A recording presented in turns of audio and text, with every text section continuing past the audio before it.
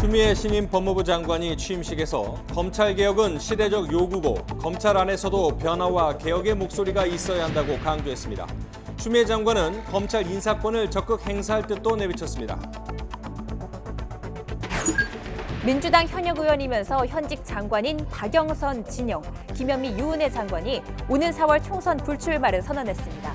황교안 한국당 대표는 수도권 험지에 출마하겠다고 밝히고 당내 중진들도 험한 길로 나가달라고 했습니다. 오늘 수도권에 올해 첫 미세먼지 예비 저감 조치가 내려졌습니다. 주말인 내일은 상황이 더 악화해 충청과 전북, 광주 지역에 올해 첫 미세먼지 비상 저감 조치가 발령됐습니다. IBK 기업은행장에 윤종원 전 청와대 경제수석이 임명되자 노조가 낙하산 인사라고 반발하며 출근 저지에 나섰습니다. 금융권에서 반복되는 낙하산과 관치 논란이 정부가 강조하는 금융혁신의 장애물이라는 비판이 커지고 있습니다. 인천 송도 국제도시에 있는 공사 현장에서 타워 크레인이 부러져 노동자 2명이 숨지고 1명이 크게 다쳤습니다. 지난해에도 타워 크레인 사고로 3명이 숨지고 3명이 다쳤는데 공사 기간과 비용을 줄이려고 반복되는 날림 작업이 근본적으로 차단될 대책이 필요하다는 지적입니다.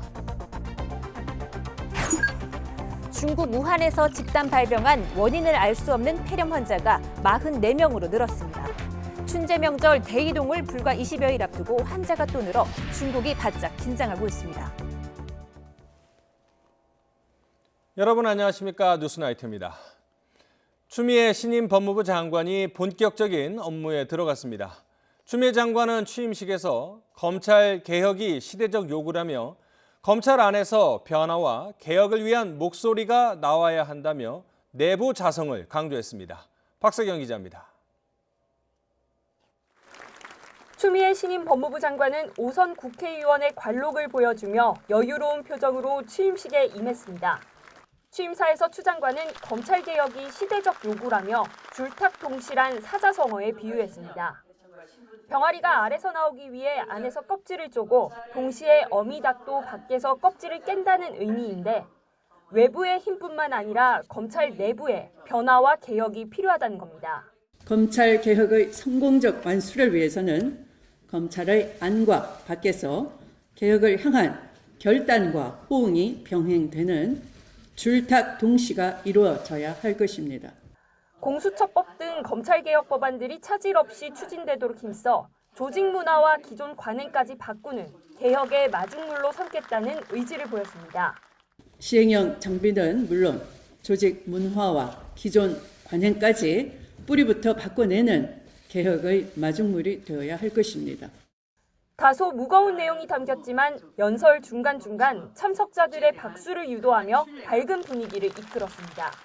제가 당부드리는데 여러분 호응의 박수 한번 해주시기 바랍니다.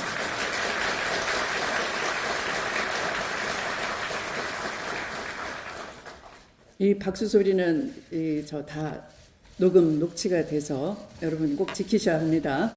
김영대 서울고검장만 참석했던 전임 조국 전 장관 취임식과는 달리 강남일 대검차장과 한동훈 반부패 강력부장, 배성범 서울중앙지검장 등 주요 검찰 간부들이 참석해 추 장관 취임사를 지켜봤습니다. 추 장관은 검찰을 개혁의 대상으로만 치부하지 않고 동반자로 삼겠다고 밝혔습니다. 하지만 민주적 통제에 속도를 내겠다며 조만간 고강도 개혁 작업에 나설 뜻을 내비쳤습니다. YTN 박석영입니다. 추미애 장관은 또 법무부의 위상을 바로 세워 검찰의 제자리를 찾겠다고 말했습니다. 인사권 행사를 통한 검찰 통제를 의미한 것으로 보이는데요. 이르면 다음 주 고위 간부 인사를 시작으로 대대적인 인적 쇄신이 예상됩니다. 이어서 조성호 기자입니다. 법무부 청사로 처음 출근하는 추미애 장관에게 검찰 인사와 관련해 물었습니다. 취임사로 가름하겠다며 답변하지 않았습니다. 검찰 인사에서 어떤 사안을 좀 중점적으로 보고 계십니까? 네, 조금 있다가 취임사에서 말씀 올리겠습니다. 추 장관은 취임식에서 실추된 법무부의 위상을 드높이겠다고 공언했습니다. 그러면서 법무부의 탈검찰과 검찰에 대한 민주적 통제에 속도를 내겠다고 강조했습니다. 법무부의 위상을 바로 세우는 것이 검찰의 제자리 기를 위한 필수적인 전제 조건임을 분명히 밝혀둡니다. 검찰 개혁 과제를 완수하기 위해 검찰 인사권과 검찰총장에 대한 수사 지휘 등 장관 권한을 적극적으로 행사할 가능성을 시사한 것으로 풀이됩니다. 다음 주 중 검사장급 인사를 단행하고 설 연휴 전후로 후속 인사가 이뤄질 거란 관측이 나옵니다. 조국 전 장관 일가 의혹, 선거 개입 의혹 등을 수사하는 지휘부를 교체할지가 최대 관심사입니다. 배성범 서울중앙지검장과 한동훈 대검찰청 반부패 강력부장, 박찬호 공공수사부장 등이 대상으로 거론됩니다. 추 장관 임명 이후 윤석열 총장보다 사법연수원 2기수 선배인 박균택 법무연수원장이 사의를 표명한 데 이어 검사장급 인사들의 줄사표 전망까지 나오면서 인사폭이 더 커질 수 있다는 예상도 나옵니다. 추미애 장관은 개혁 작업에 손발을 맞출 검사들을 중용할 것으로 보입니다. 다만 진행 중인 수사에 영향을 미치는 인사가 단행된다면 검찰 반발도 작지 않을 전망입니다. YTN 조성호입니다. 검찰이 최근 청와대 선거 개입 의혹과 관련해 추미애 법무부 장관의 민주당 대표 시절 비서실 관계자를 불러 조사했습니다. 이 공교롭게도 추 장관 임명 당일 소환 조사가 이뤄지면서 검찰이 또 현직 법무부 장관 주변 수사에 나선 것 아니냐 이런 의혹이 나왔습니다. 하지만 검찰은 미리 예정된 조사로 우연의 일치일 뿐이었다며 확대 해석을 경계했습니다. 박규환 기자입니다. 청와대 선거 개입 의혹을 수사하는 검찰이 최근 추미애 장관이 민주당 대표였을 당시 부실장으로 일했던 정모 씨를 소환 조사했습니다. 정 씨는 재작년 10월 지방선거 출마를 준비하던 송철호 울산시장 측과 청와대 균형발전 비서관실 장모 행정관의 만남을 주선해준 것으로 알려졌습니다. 정 씨의 홈페이지에는 당시 송 시장 측과의 회동 일정이 적힌 메모도 남아 있습니다. 정 씨는 이듬해 5월 송철호 캠프에 정무특보로 영입됐습니다. 검찰은 당시 송 시장 측이 청와대 인사와 야당 후보의 공약 무산 방안 등 선거 전략을 논의한 것으로 의심하고 있습니다. 양측의 만남을 주선한 정 씨를 상대로 당시 만남을 주선한 경위와 당내 다른 인사가 연루됐는지 등을 캐물었습니다. 정 씨는 검찰 조사에서 개인적 친분 때문에 소개했을 뿐이라며 당시 추 장관이나 당과는 전혀 무관하다고 진술한 것으로 전해졌습니다. 공교롭게 검찰이 정 씨를 처음 소환한 날이 추 장관이 임명된 날과 겹치면서 여러 해석을 낳고 있습니다. 정치권에서는 한국당에서 추 장관을 고발한 직후 검찰이 또 법무부 장관 주변 수사에 나섰다는 의심의 눈길을 거두지 않고 있습니다. 이에 대해 검찰은 이미 지난달 조사 일정을 조율한 상태였다고 해명했습니다. 정 씨를 조사하기로 한 날에 우연히 추 장관 임명이 겹쳤을 뿐 정상적인 조사란 입장입니다. 시민물인 송병기 부시장의 신병 확보에 제동이 걸린 데다 검찰 인사카드를 쥐고 있는 추 장관을 노린다는 의혹까지 더해지면서 수사팀의 부담은 더욱 커지고 있습니다. YTN 박견입니다. 더불어민주당 현직 의원이면서 국무위원을 겸하고 있는 박영선 진영, 김현미 유은혜 장관이 총선 불출마를 공식 선언했습니다. 당장 무주공산이 된 지역구에 정치적 관심이 쏠리는데 자유한국당은 경쟁력 있는 후보들을 배치해 민주당 텃밭 뒤집기에 나선다는 전략입니다. 나연수 기자입니다. 정권 후반기 국정 운영에 힘을 싣기 위한 선택이었지만 최소 재선에서 4선까지 오래 다져온 지역구를 놓기가 쉽진 않습니다. 우리 구로울 주민들께서 저를 뽑아주시지 않았다면 BBK의 진실은 밝혀지지 않았을지도 모릅니다. 그리고 제가 어디에 있더라도 우리 사랑하는 일산 서구 주민 여러분들과 늘 이어져 있을 것이고 제 터전이었던 일산을 생각하면 제게 큰 용기가 필요했습니다. 4선의 진영 행정안전부 장관도 선거관리 주무부처 수장이라 자리에는 오지 않았지만 역시 불출마 의사를 밝혔습니다.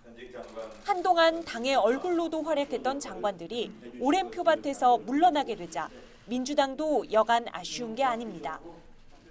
선거 한 석 한 석이 다 소중한데 이렇게 네 분이 그만두시니까 그 자리를 또 어느 분으로 대신해야 될까 이 걱정도 많이 듭니다.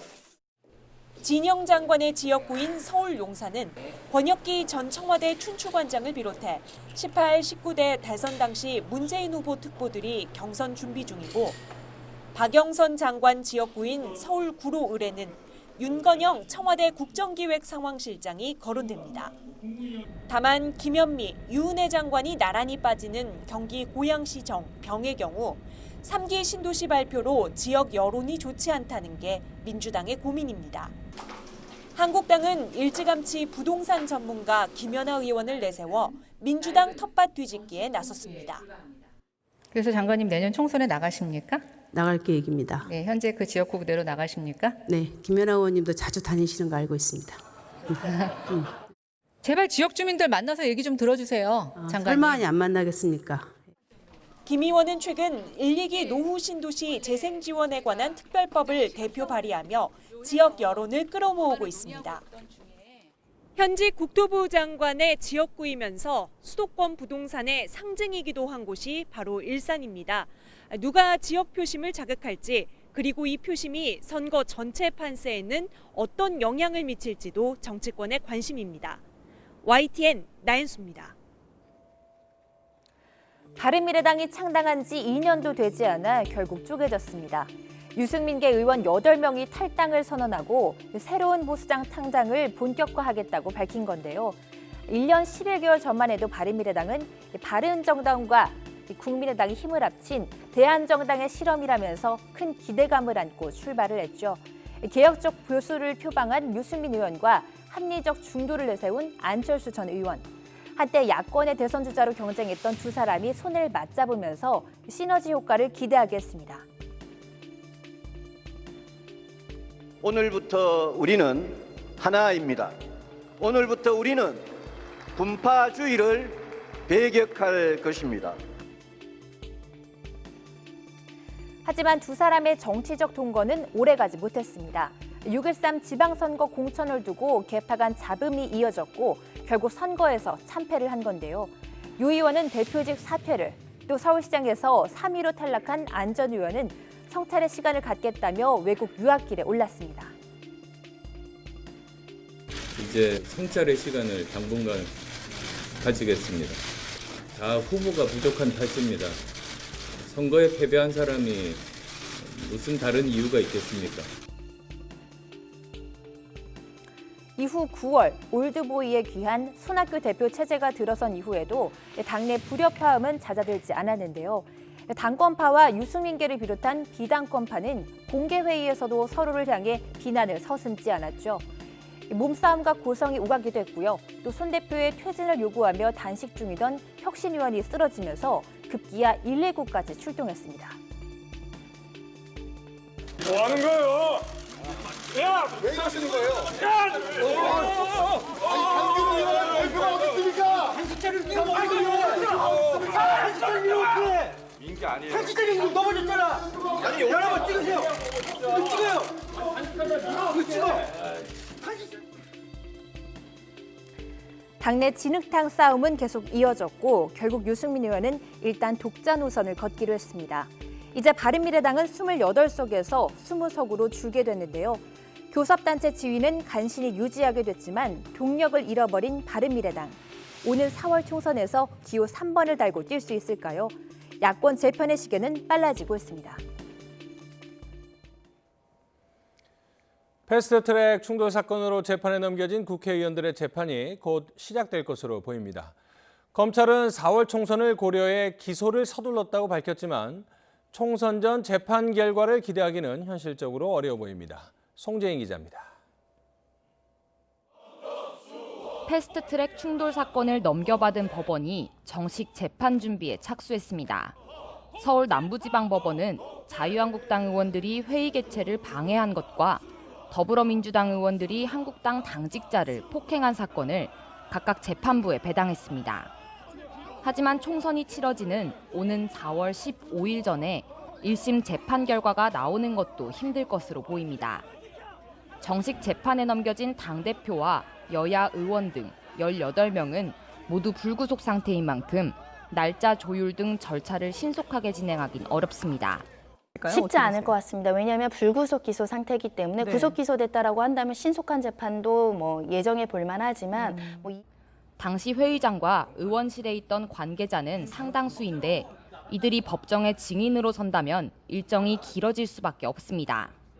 무엇보다 국회 선진화법 위반 혐의로 현역 의원이 기소된 적이 없던 만큼 첫 판례를 낼 재판부도 성급하게 결론을 내진 않을 가능성이 큽니다. 의원들 입장에서는 총선 전에 최종 선고까지 나오기를 원하겠지만 지금 상황에서는 대법원 선고는커녕 1심 선고도 불가능하다는 분석입니다. 총선 전에 아예 첫 재판조차 열리지 않을 수 있다는 전망까지 나옵니다. 통상 2월 중하순에 법관 인사이동이 있는데 재판부 교체 가능성 등을 고려하면 4월 전 첫 재판을 잡기 쉽지 않다는 겁니다. 혹시 총선 전 촉박하게 재판 일정이 잡혀도 한국당 변호인 측은 총선 뒤로 연기해달라고 요청하겠다는 입장입니다. 법관 인사 시기가 또 맞물리고 명절도 맞물리고 그러다 보면은 한 3월 중순이나 3월 말경 정도에 첫 기일이 잡히지 않을까 싶은데 첫 기일이 선거 전이라서 직전이라서 또 연기 신청을 할 수도 있고 8개월에 걸친 수사 끝에 패스트트랙 충돌 사건이 법정으로 옮겨갔지만 법원의 최종 판단이 나오기까지는 앞으로도 상당한 시간이 걸릴 것으로 보입니다. YTN 송재인입니다. 얼마 전 패스트트랙 법안과 새해 예산안을 처리하는 과정에서도 자유한국당 의원들은 물리력을 행사했습니다. 이와 관련해 더불어민주당은 추가 고발을 검토하고 나섰습니다. 한국당은 추미애 법무부 장관 때리기로 맞불을 놨는데요. 여야 싸움이 또다시 법정으로 넘어갈 처지에 놓였습니다. 최기성 기자입니다. 지난달 10일 4+1 협의체의 예산안 수정안이 국회 본회의를 통과할 때부터 패스트트랙 법안인 선거법과 공수처법 표결 당시에도 한국당 의원들은 거세게 반발했습니다. 문희상 국회의장이 질서 유지권까지 발동했지만 의장석을 점거하고 육탄 저지에 나서며 물리적 충돌이 빚어졌습니다.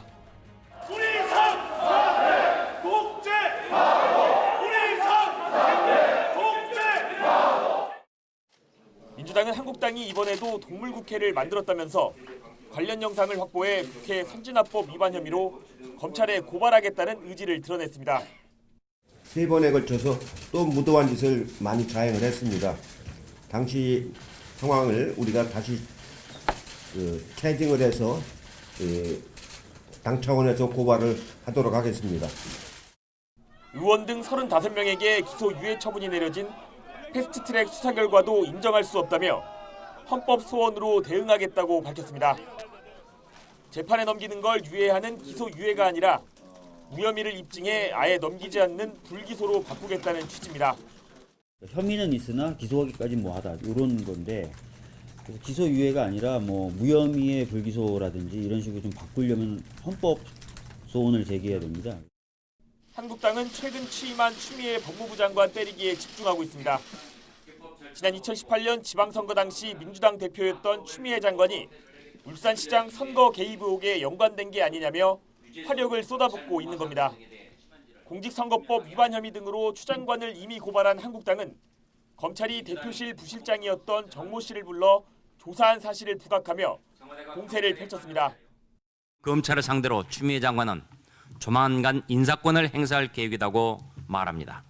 울산시장 선거 공작 사건에 대한 검찰 수사를 무력화하겠다는 것입니다. 국회 바깥에서도 집회를 열고 정부 여당이 추진하는 공수처 설치 등 검찰 개혁 방향은 잘못됐다고 목소리를 높였습니다. 검찰도 있고 경찰도 있죠. 근데 왜 이거 더 만들었을까요? 딴 생각이 있어서 만든 거죠. 다 사건 중단시키겠죠. 다 갖고 와라. 중단시키겠죠. 결국 서로 약한 고리를 겨냥해 부정적 이슈를 띄우려는 시도로 풀이됩니다. 선거운동이 본격화하면 고소고발 난타전은 더 격해질 거로 예상되는데 집안 싸움을 정치력으로 풀지 못했다는 비판을 피하기는 어려워 보입니다. YTN 최기성입니다. IBK 기업은행이 낙하산 논란에 휩싸였습니다. 청와대 출신 인사가 신임 행장으로 임명됐기 때문인데요. 금융권에서 반복되는 낙하산과 관치 논란이 정부가 강조하는 금융혁신의 장애물이라는 비판이 커지고 있습니다. 조태영 기자입니다. IBK 기업은행이 아침 일찍부터 소란에 휩싸였습니다.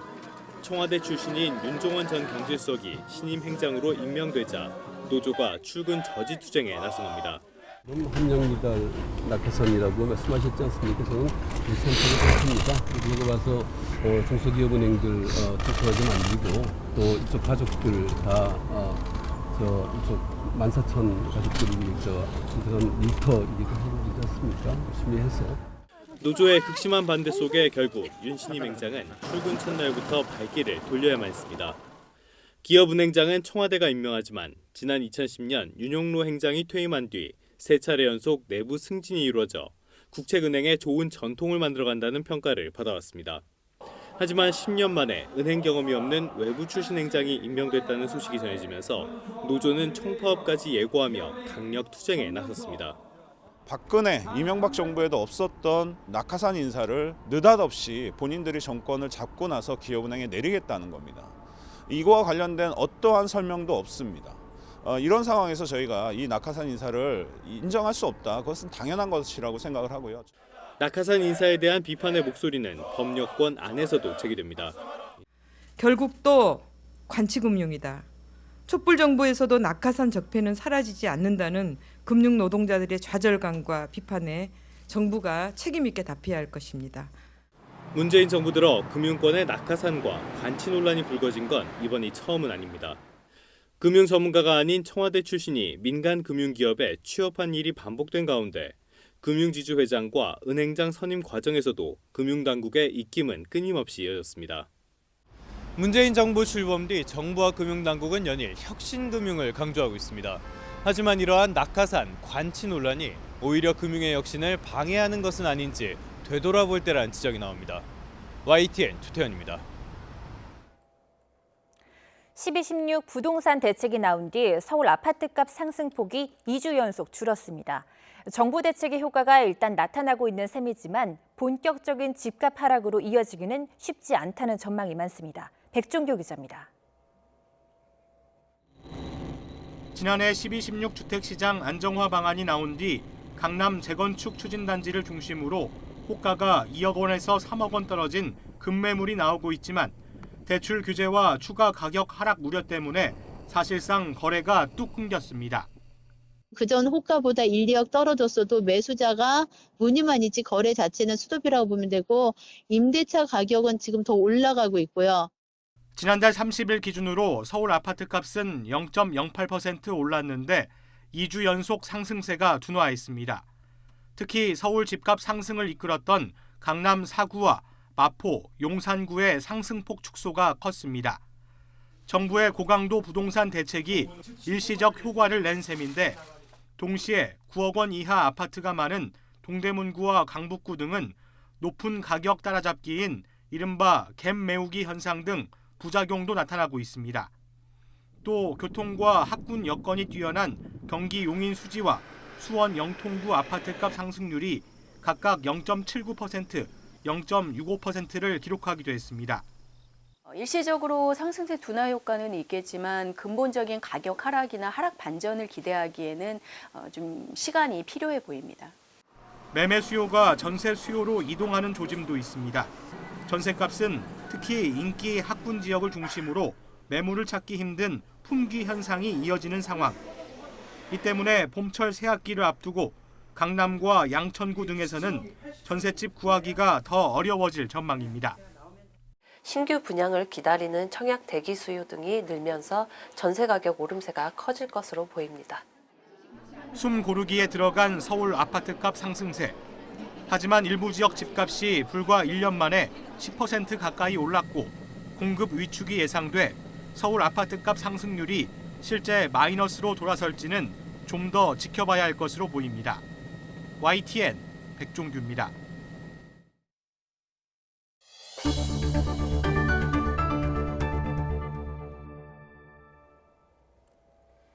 겨울 한파가 주춤하자 미세먼지가 기승을 부리고 있습니다.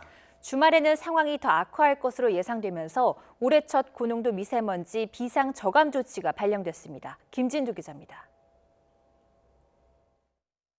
안개와 스모그가 뒤섞인 회색 장막이 시야를 답답하게 만듭니다. 공중에서 보면 파란 하늘 아래 도심을 감싼 먼지층이 뚜렷하게 구분됩니다. 한파가 주춤하자 미세먼지의 공습이 시작된 겁니다. 수도권에는 올해 첫 고농도 미세먼지 예비 저감 조치가, 내륙 일부에는 초미세먼지 특보가 내려졌습니다. 주말에는 상황이 더 악화할 것으로 보입니다. 수도권은 제외됐지만 충청과 전북, 광주 지역에 올해 첫 고농도 미세먼지 비상 저감 조치가 발령됐습니다. 주말이라 차량 2부제는 해제되지만 화력발전소와 미세먼지 다량 배출 사업장 관리가 강화됩니다. 고농도 미세먼지는 휴일까지 이어진 뒤 다음 주 초반에는 겨울비가 내리며 잠시 주춤하겠습니다. 한기가 한반도 북쪽으로만 이동하면서 한파가 주춤하고 온화한 겨울 날씨가 이어지고 있습니다. 이달 중순 전반까지는 이 같은 기압 배치가 계속될 것으로 보여 추위 대신 미세먼지가 기승을 부리는 날이 많겠습니다. 유난히 온화하고 눈이 없는 겨울 날씨가 미세먼지의 공습이라는 불청객을 불러오고 있습니다. YTN 김윤우입니다. 폐암을 유발하는 방사성 물질 라돈이 검출돼 논란을 빚었던 대진 침대 사건과 관련해 검찰이 1년 7개월 만에 무혐의 결론을 내렸습니다. 문제의 침대를 썼다는 이유로 폐암이 발생했다는 직접적인 인과관계를 인정하기 어렵다고 판단했습니다. 피해자들은 반발하고 있습니다. 부장원 기자입니다. 지난 2018년 5월 대진 침대 매트리스에서 기준치를 넘는 라돈이 검출됐습니다. 매일 쓰는 침대에서 1급 발암물질 라돈이 나왔다는 사실에 소비자들의 분노가 들끓었습니다. 일부 소비자들은 폐암과 갑상선암, 피부질환의 위험에 노출됐다며 대진 침대 등을 고소했습니다. 지금도 피해자들은 언제 암에 걸릴지도 모르고 현재 암에 걸렸는데 검진을 받지 않아 암에 걸렸다는 사실을 모를 수도 있습니다. 지금 이 시간에도 증거를 없애고 문제를 덮으려고만 하는 법률을 위반한 사람들을 가려내어 구속 수사해 주셔서. 그로부터 1년 7개월여 동안 검찰이 수사를 벌였지만 결국 무혐의 결론이 나왔습니다. 핵심은 침대 사용과 질병과의 인과관계. 검찰은 라돈이 폐암을 유발하는 물질은 맞지만 침대 사용과 폐암 발병 사이에 직접적인 인과관계를 인정하기 어렵다고 봤습니다. 일상 속에서 흡연이나 대기오염 등 폐암을 유발하는 여러 위험 요소에 노출돼 있는 만큼 라돈 침대가 암을 유발했다고 단정할 수 없다는 겁니다.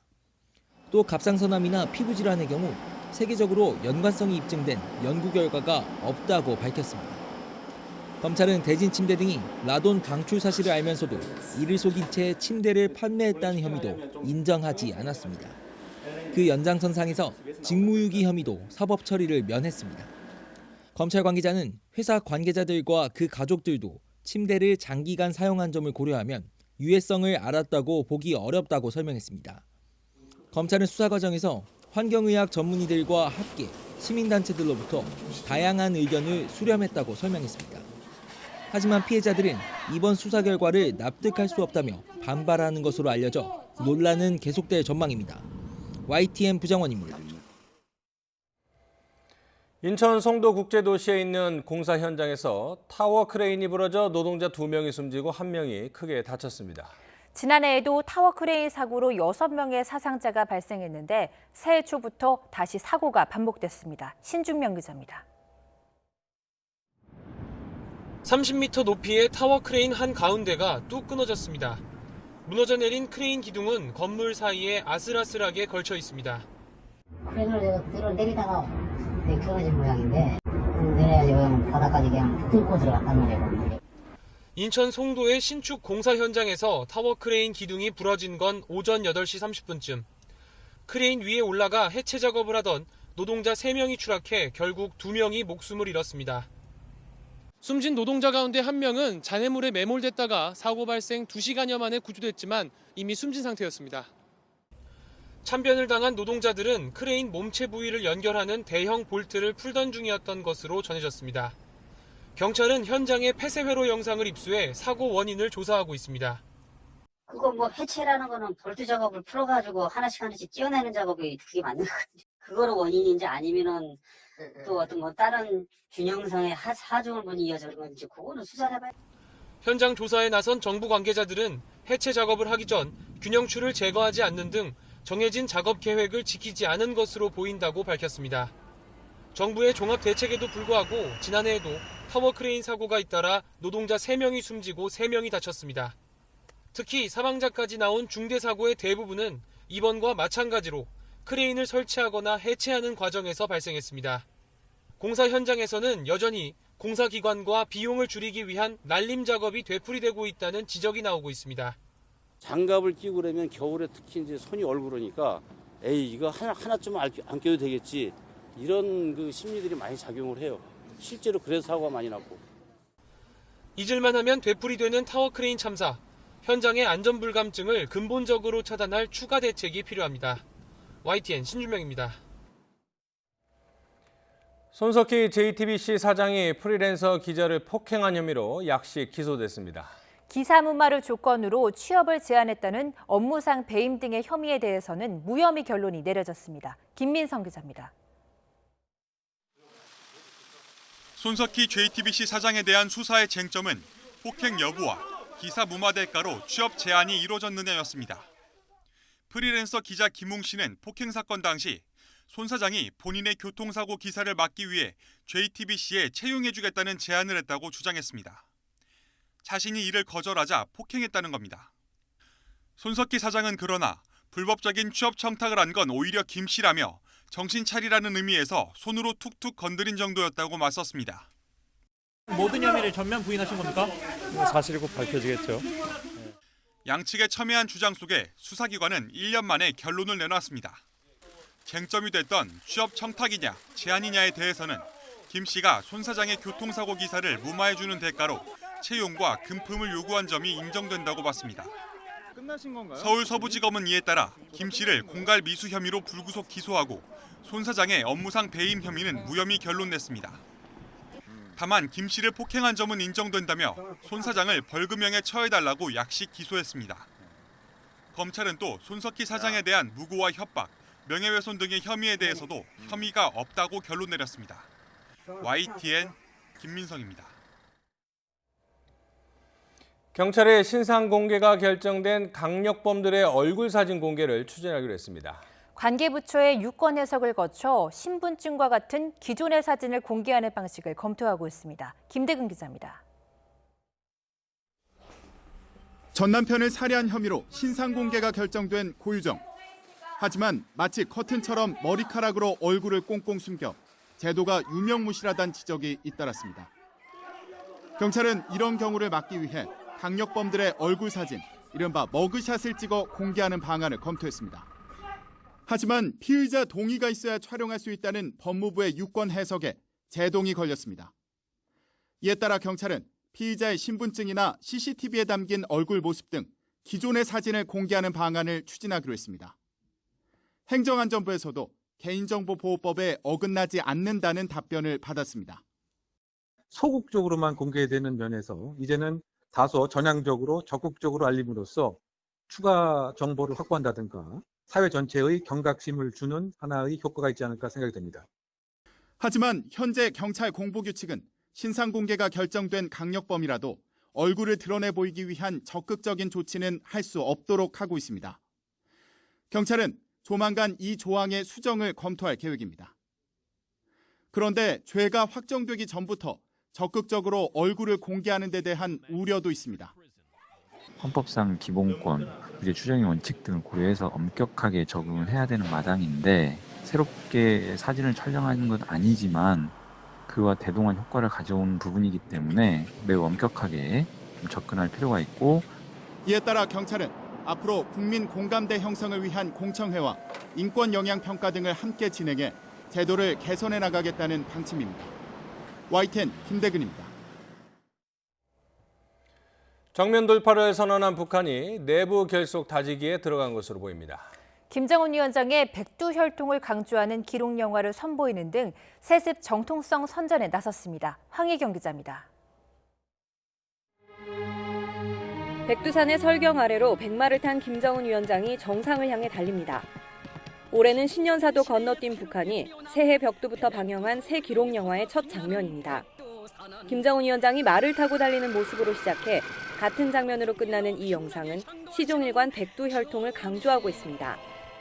세대가 10번 바뀌고 만난 시련이 겹사여도 우리가 대를 이어 고수하고 받들어야 할 것은 오직 백두의 혈통뿐이거니.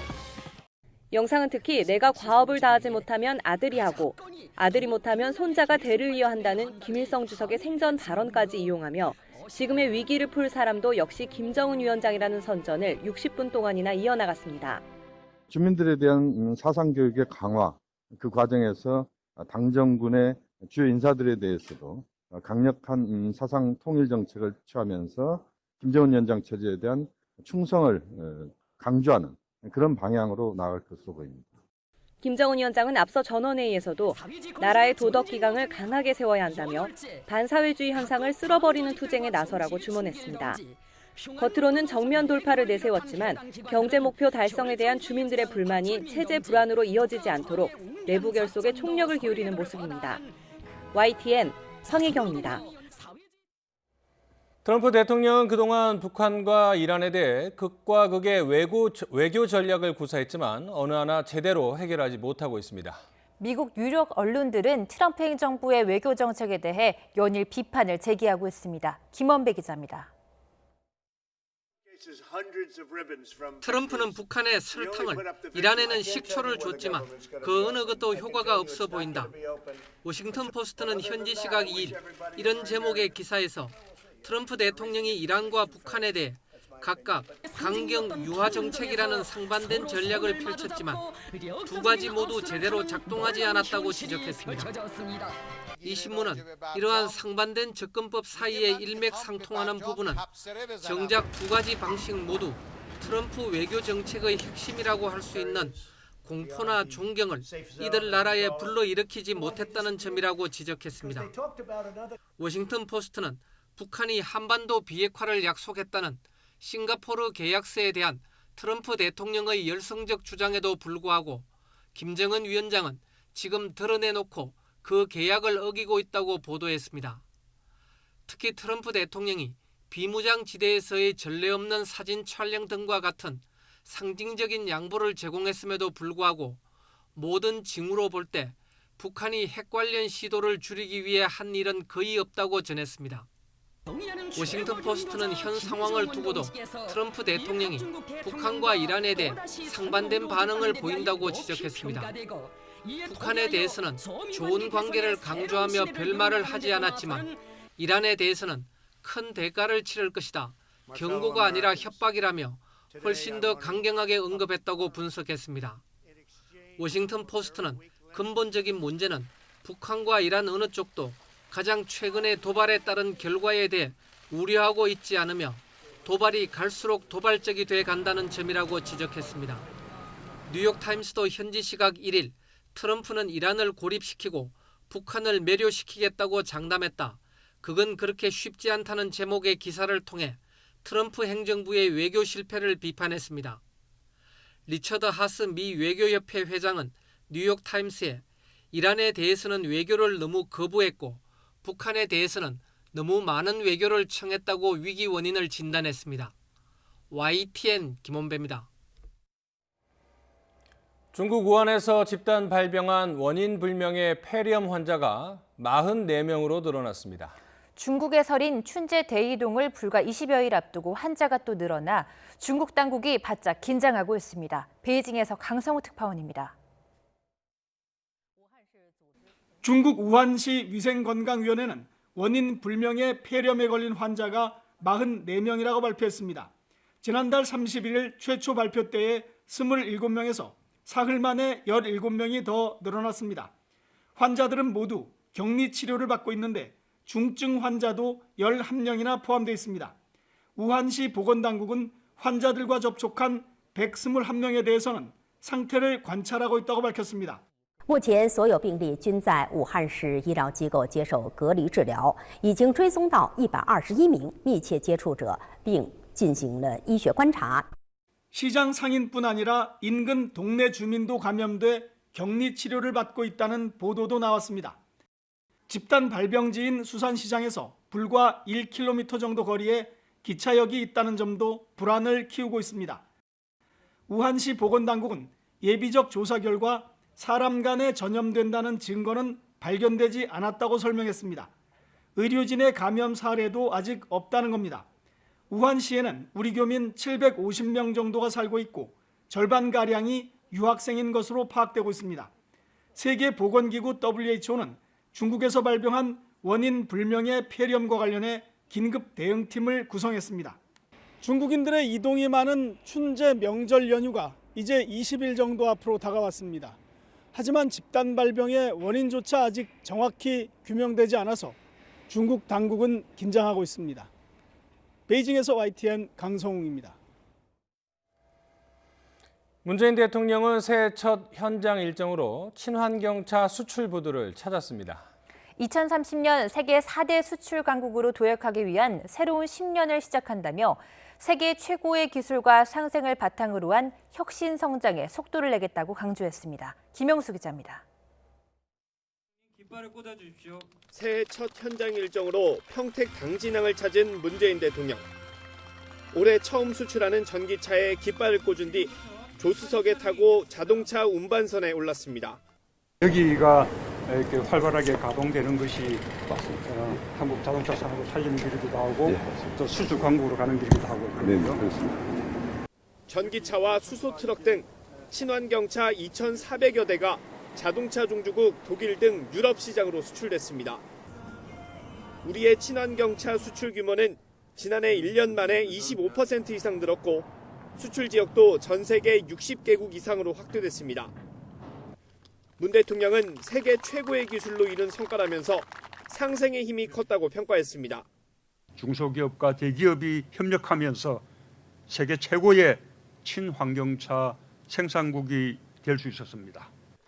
문 대통령은 올해 세계 경제와 무역 여건은 작년보다 좋아질 것이라면서 혁신 성장에 더욱 속도를 내겠다고 말했습니다. 미래차 등 3대 신산업 육성 의지를 재확인하고 소재 부품 장비 산업 투자도 계속한다는 계획입니다. 역내 포괄적 경제 동반자 협정, RCEP 최종 타결과 FTA 확대 등으로 새로운 시장을 넓히겠다는 구상도 거듭 밝혔습니다. 우리는 2030년 세계 4대 수출 강국으로 도약하기 위한 새로운 10년을 시작합니다. 협력하는 것이 세계 최고가 되는 길이며 함께 도전하고 서로 응원하는 우리 국민이 대한민국의 미래입니다. 문 대통령의 자동차 관련 현장 방문은 이번이 11번째로 미래차 1등 국가로 도약하겠다는 의지를 밝히기 위한 거라고 청와대는 설명했습니다. YTN 김영수입니다. 아파트 4층 높이에 달하는 대형 고래 부검이 국내에서 처음 이뤄졌습니다. 고래 뱃속에서 낚싯줄과 그물이 나왔는데 정확한 사이는 추가 조사를 거쳐 가려지게 됩니다. 보도에 고재형 기자입니다. 지난달 22일 제주 해상에서 죽은 채 발견된 참고래입니다. 1년 정도 된 새끼 암컷으로 길이 12.6m, 무게는 12톤에 달합니다. 발견 12일 만에 사인을 밝히기 위한 부검이 진행됐습니다. 대형고래 부검은 국내에서 이번이 처음으로 제주대 돌고래 연구센터와 세계자연기금 등에서 전문가 30여 명이 참여했습니다. 부검 결과 뱃속에서 1m 길이 낚싯줄과 그물 조각이 발견됐습니다. 연구진은 하지만 이런 해양 쓰레기가 직접적인 사인일 가능성은 낮은 것으로 보고 있습니다. 소화기를 완전히 막아서 폐사를 일으킬 만큼의 양이라고 보여지진 않아요. 그래서 해양 쓰레기가 지금 직접적인 사인은 아닌 것으로 판단이 됩니다. 부패가 심해 정확한 장기 확인은 어렵지만 질병이나 미세 플라스틱 감염 등을 추가 조사해 정확한 사인을 밝히기로 했습니다. 또 무리 생활을 하는 참고래 특성상 극지방에서 적도까지 회유하는 기간, 새끼고래가 어미나 무리에서 떨어지게 된 원인도 연구할 계획입니다. 이번 부검은 대형 고래 연구의 소중한 밑거름으로 가치가 있습니다. 대형 고래에 대해서 어떤 질병이라든가 이런 부분 아직 우리가 연구된 부분 사실 없습니다. 없고 이게 이제 처음이라고 보시면 되겠습니다. 도출되는 자료들은 하나하나 우리가 이제 기본 베이스로 이제 우리가 축적된다고. 부검은 참고래가 지난 2007년 보호종으로 지정돼 유통되지 않았기 때문에 가능했습니다. 부검을 마친 고래뼈는 제주 민속자연사 박물관에 기증돼 박제 형태로 전시될 예정입니다. 이번 부검에서 얻어진 자료들은 그동안 부족했던 대형 고래류 연구 발전에 기여할 것으로 기대를 모으고 있습니다. YTN 고재영입니다.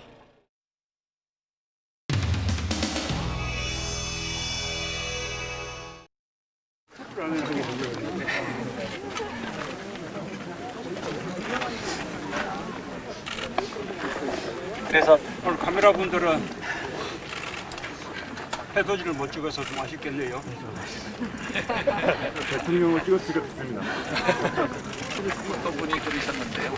오늘 새해는 해는 못 보고 달을 봤다.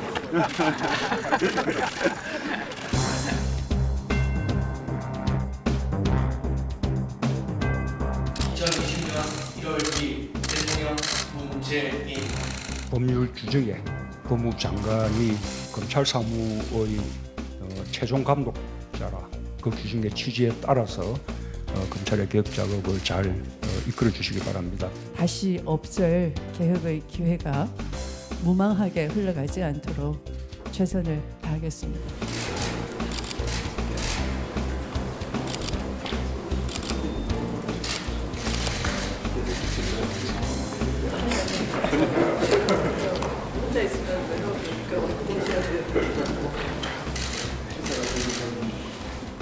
아이고 가시죠? 바로 가면 되나? 아이고 잘 계셨습니까?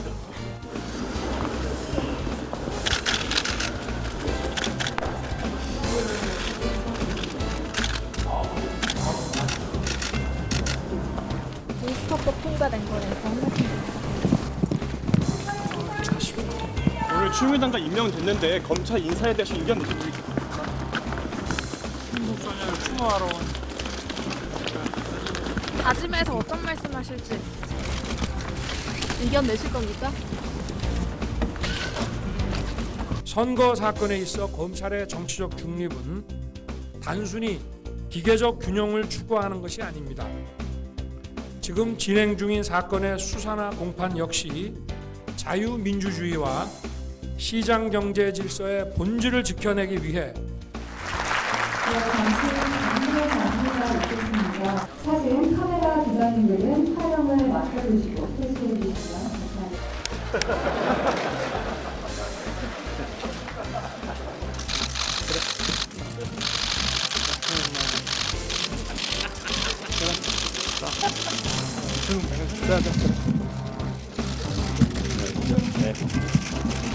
건강하시고 그리고 나서 저 통도 지나올 때 좀 사진 찍어주세요.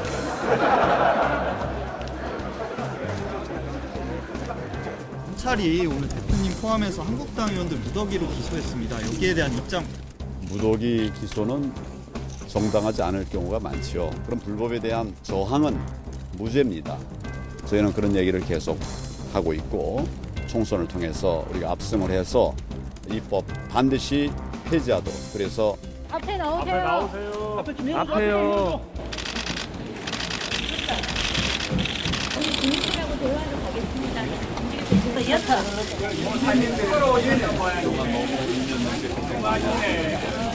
건강하십시오.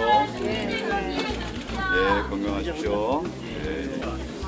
카메라 찍는 분들 저쪽 뒤에 좀 문을 놔주세요. 저희가 잠깐만 하고 한마디 하고 안 됩니다. 나와주세요.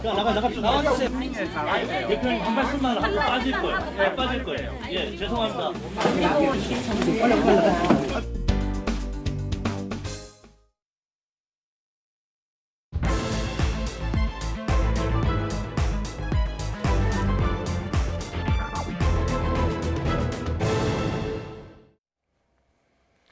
다음 주 월요일이면 21대 총선이 꼭 100일을 앞두게 되는데요. 이 더불어민주당 소속 의원 출신 장관 4명이 오늘 차기 총선 불출마를 선언했습니다.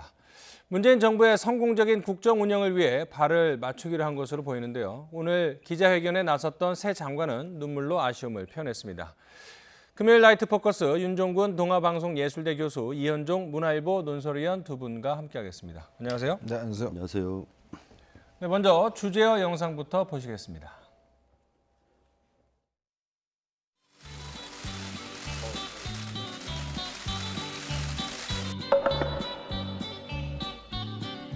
저도 그 당시에 5,100여 표 차로 매우 힘겹게 당선됐습니다. 낙선을 하고 경찰 수사와 재판을 받으면서 매우 어렵게 보냈고, 당직 생활을 처음 시작할 때 박영선 장관님을 대변인으로 모시고 일을 했었고, 그 이후에는 또 김현미 장관님을 대변인으로 모시고, 그때 만약 구로울 주민들께서 저를 뽑아주시지 않았다면 BBK의 진실은 밝혀지지 않았을지도 모릅니다. 제가 어디에 있더라도 우리 사랑하는 일산 서구 주민 여러분들과 늘 이어져 있을 것이고, 여러분들과 함께 하겠다는 거. 10년 동안 저를 이렇게 키워주셨고 제 터전이었던 일산을 생각하면 제게 큰 용기가 필요했습니다.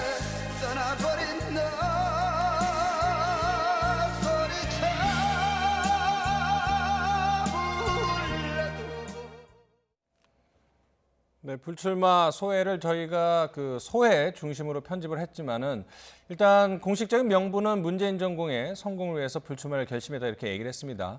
그런데 이제 총선 앞서 말씀드린 대로 한 100일 정도밖에 남지 않았는데 현역 장관들이 집단으로 불출마를 선언한 거는 좀 이례적인 거 아닙니까?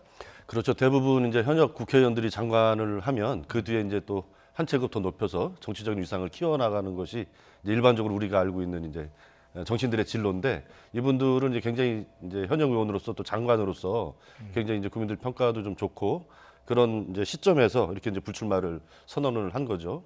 일각에서는 이제 인사청문회에 대한 부담 때문에 이제 현직 장관들 이제 차출이 어렵고 그러니까 이제 불출마 선언한 거 아니냐 이런 얘기들이 있는데, 제가 봤을 때는 이제 그런 현실적인 이유도 조금 있겠죠. 그러나 현직 국회의원이, 지역구 출신 국회의원이 정치적인 진로에 굉장히 중요한 영향을 미치는 총선 불출마를 결단하는 것에 비하면 인사청문회가 갖는 부담, 이거는 굉장히 좀 낮은 거다 이렇게 좀 생각이 들어요. 그래서 문재인 정부 성공을 위해서 또 이제 총선 승리를 위해서 나름대로 할 수 있는 정치인으로서 또 정당인으로서의 어려운 결단을 내는 것 아닌가, 그렇게 생각을 합니다. 진영 장관하고 박영선 장관은 입각 당시부터 이제는 총선에 출마하지 않을 거란 얘기가 있었지만 윤해 부총리나 김현미 장관은 계속 그 출마에 대한 의지를 다지지 않았습니까? 갑자기 그렇죠. 마음을 바꾸게 된 원인은 뭘까요? 아마 본인도 계속적으로 지역구에 상당히 공을 들였고요. 특히 아마 이제 마지막까지도 지역구로 돌아가겠다, 정치인으로 남겠다, 아마 그런 이야기를 한 것 같은데, 아까 제일 가장 큰 현실적인 이유는 일단 아무래도 문재인 대통령이 지금 후임을 임명하기가 적절치 않아서겠죠. 특히 김현미 장관 같은 경우는 후임이 사실 지명이 됐었는데 청문회 때 낙마를 했지 않습니까? 네네. 최종호 후보자 같은 경우에 집이 세 채 다 해서 아마 그것 때문에 사실은 좀 브레이크가 걸렸고, 윤해 장관 부총리 같은 경우도 사실은 이제 좀 대체할 만한 인물이 없었다. 특히 아마 이제 인사청문회에 대한 트라우마가 좀 있는 것 같습니다. 지금 사실 이번에 추미애 장관도 그렇고 또 정세균 지금 후보자도 그렇고 지금까지 사실은 국회에서 인사청문회가 일단 했는데 이 청문 채택 보고서가 채택이 안 된 게 23명째가 되거든요. 네. 역대 어느 정부보다도 많습니다. 역대 정부 같은 경우는 통틀어서 많은 게 17명 정도 되는, 지금 이제 절반 정도 지났는데 벌써 23명이니까 앞으로 더 나올 수 있는 가능성도 충분히 있지 않습니까? 그 뭐냐면 그만큼 여야 관계가 원만치 않고, 또 한편으로 보면 대통령 인사권을 국회의 어떤 그런 인사 의향을 상당히 존중하지 않는다는 그런 뜻으로 해석할 수 있을 거예요. 네. 그러니까 그런 현실적인 이유들이 충분히 있고, 또 한 거는 이제 아무래도 이제 내각을 운영하는 데 있어서 좀 이 여당 중심적으로 지금 자꾸 이 내각을 운영하다 보니까 점점 국회의원 출신들이 지금 많은 게 아닌가라는 생각이 듭니다. 네. 자, 그런데 이 지난해 7월이었죠. 국회 대정부 질문 때 김현미 장관은 총선 출마 여부를 믿는 자유한국당 의원 질의에 대해서 상당히 구체적으로 출마 의지를 밝히기도 했는데요. 한번 당시 상황 들어보시죠. 그래서 장관님 내년 총선에 나가십니까? 나갈 계획입니다. 네, 현재 그 지역구 그대로 나가십니까? 네, 김연아 의원님도 자주 다니시는 거 알고 있습니다. 제발 지역 주민들 만나서 얘기 좀 들어주세요. 장관님. 설마 안 만나겠습니까?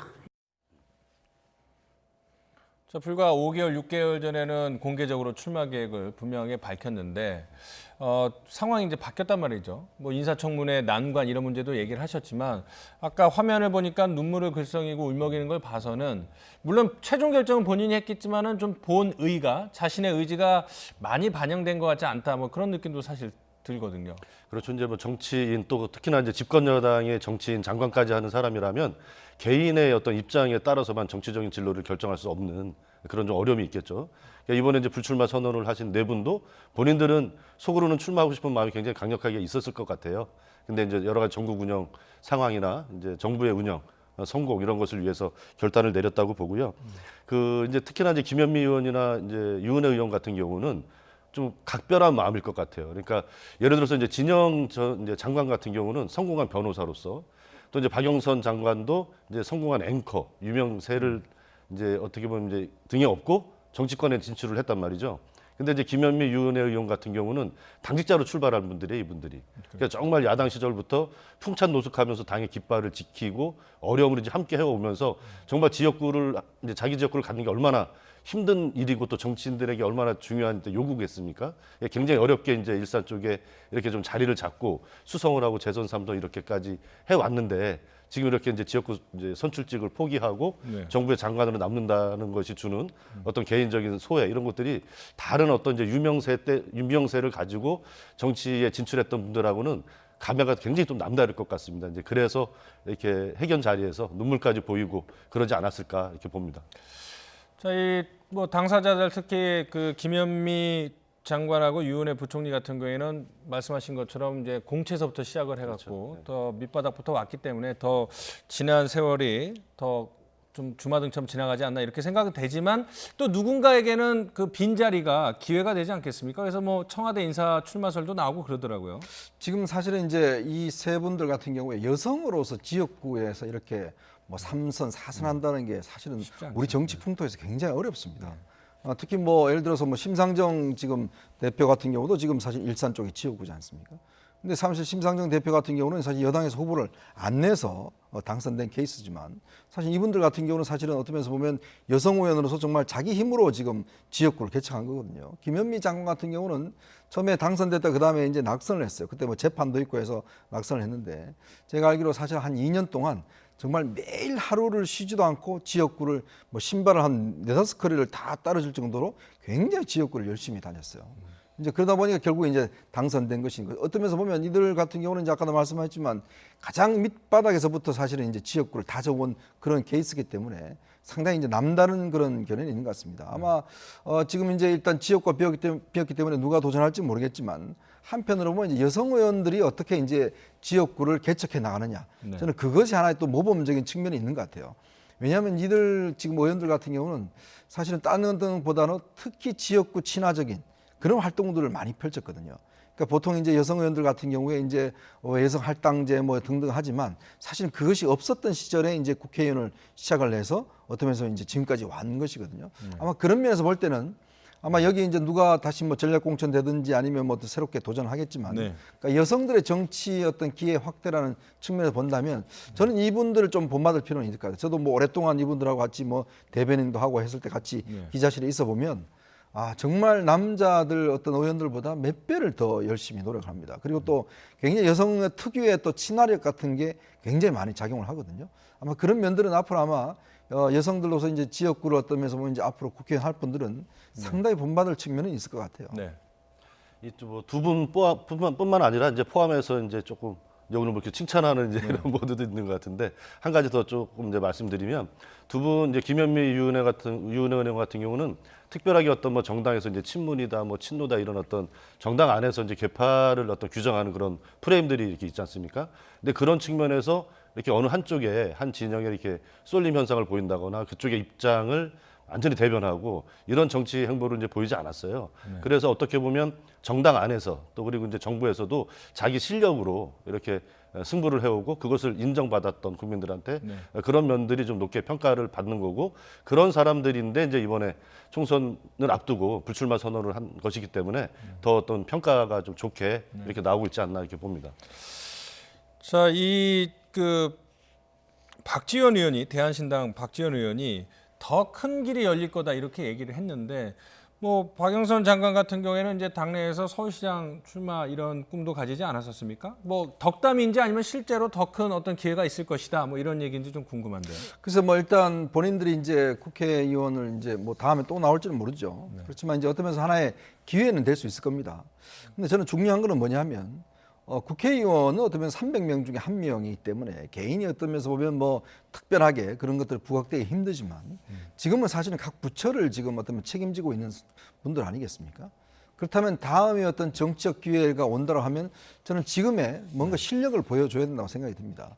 지금 뭐 그냥 예를 들어서 여러 명 중에 1명으로서 또 어떤 면에서 뭐 그냥 문재인 대통령과 가까워서 국회 뭐 장관 한다 이런 이미지로 끝나버린다면 저는 기회는 없다고 봅니다. 자, 그러면 지금 어떤 냉정하게 좀 평가를 해보면 지금 김현미 장관 같은 경우에 직감 문제가 있는 것이죠. 자, 이 정부 들어서 벌써 직감 관련된 대책이 벌써 18번이나 나왔습니다. 네네. 자, 그럼에도 불구하고 아직까지 직감에 대한 어떤 뚜렷한 지금 비전이 보이고 있지 않죠. 그렇다면 저는 이 부분에 대한 것들은 김현미 장관이 본인이 정말 어떤 숙제로서 가져가는 반드시 풀어야 될 문제가 있는 것이고 유은혜 부총리 같은 경우도 지금 막 취임한 이후에 특별히 지금 교육 문제와 관련된 뭐 성과가 특별히 없는 데다가 더군다나 지금 자사고와 지금 외고에 대한 지금 폐지를 이제 했지 않습니까? 근데 이게 사실은 본인이 하기보다는 대통령이 갑작스럽게 이제 지시를 해서 이루어진 측면이 있고 또 이것이 지금 여러 가지 논란이 있습니다. 교육부는 원래 그렇게 하려고 하지 않았는데 이것이 교육시장에 가져온 큰 충격이 있죠.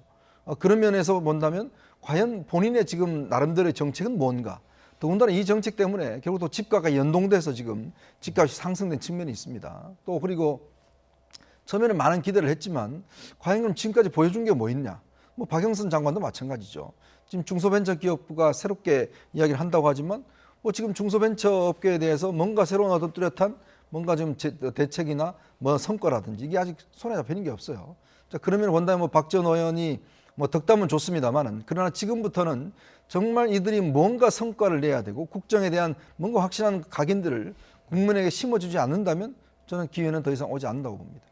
실제로 뭐 자유한국당도 비판을 했지만 말씀하신 것처럼 우리 사회에서 가장 중요한 주제인 교육과 부동산을 담당하는 분들이기 때문에 평가는 정치인으로서 떠나서 장관, 관료로서는 좀 냉정하거나 냉철한 평가가 있을 수도 있을 것 같아요.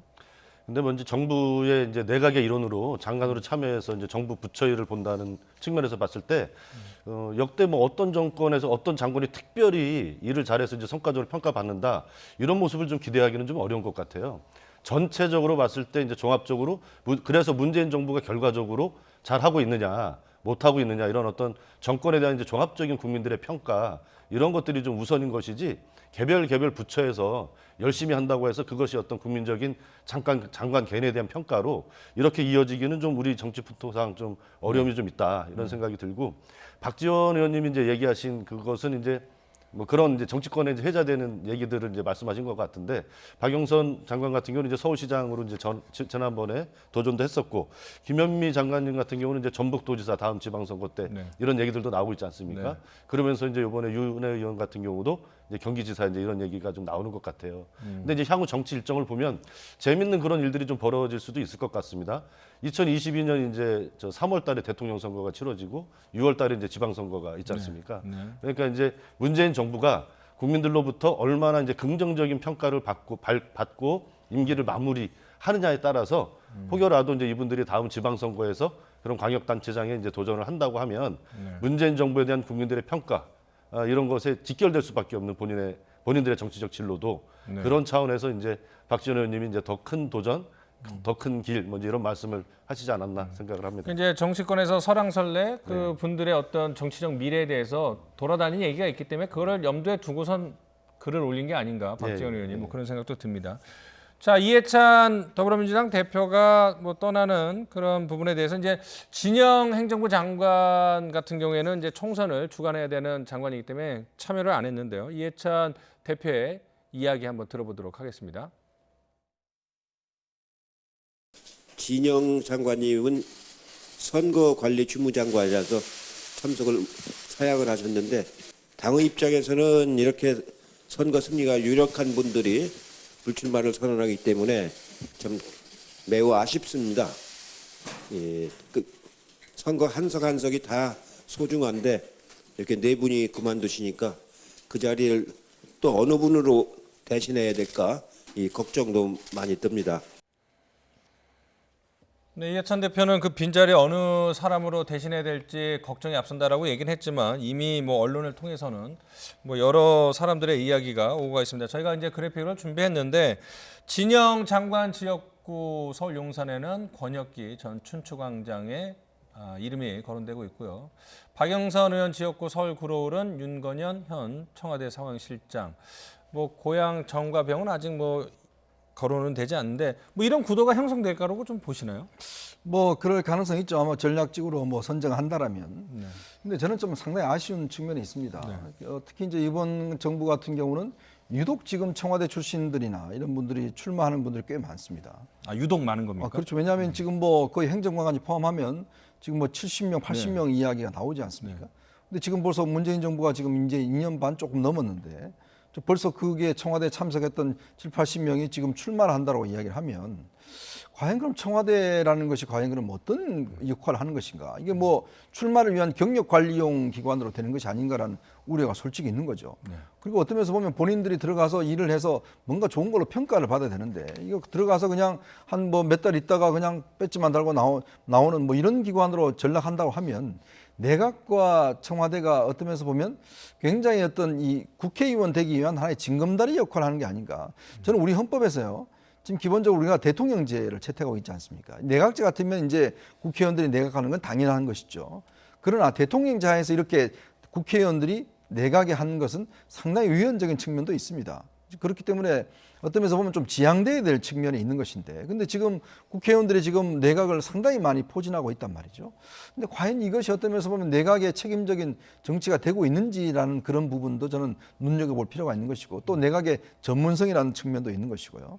그리고 어차피 또 지금 청와대 인사들이 지금 또 어떤 면에서 보면 이렇게 전략공천 된다고 하는데 모르겠습니다. 이게 어떤 국민들의 이제 어떤 선택이 있겠지만 그러나 한편으로 보면 상당히 어떤 그동안 봐왔던 정부에 대한 잘한 부분에 대한 과연 평가가 제대로 이루어질 수 있는 것인지 또 이런 부분은 평가를 받아야 되는데 뭔가 지역구를 서로 간에 물려주고 물려받고 하는 뭐 이러한 어떤 풍토가 되는 게 아니라 하는가라서 좀 씁쓸한 면이 있습니다. 네.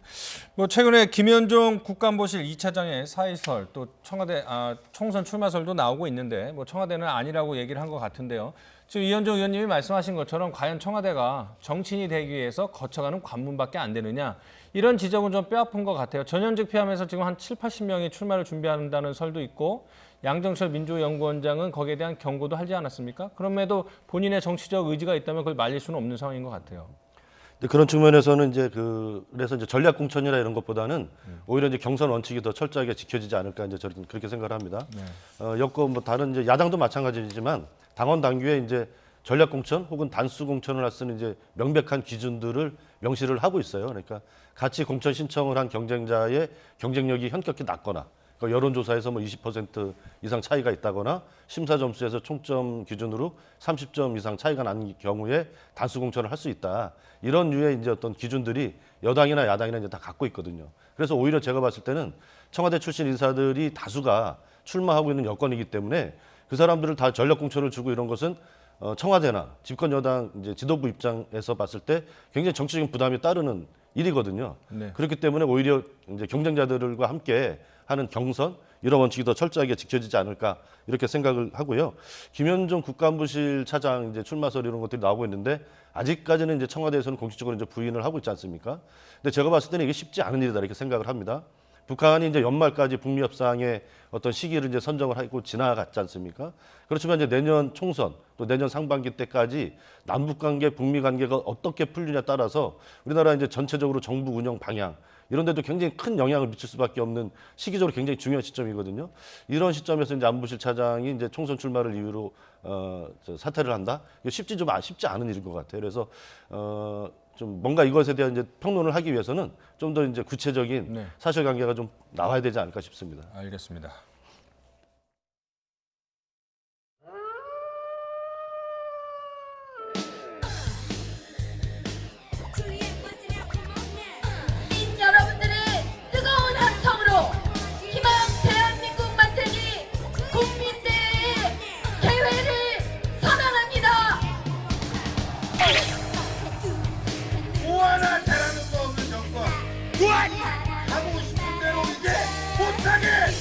내려줍시다.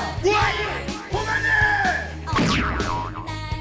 이제 경력 총선에서 수도권의 홈주에 출마를 하겠습니다. 수도권의 홈주로 나가서 여러분과 함께 싸워 이기겠습니다.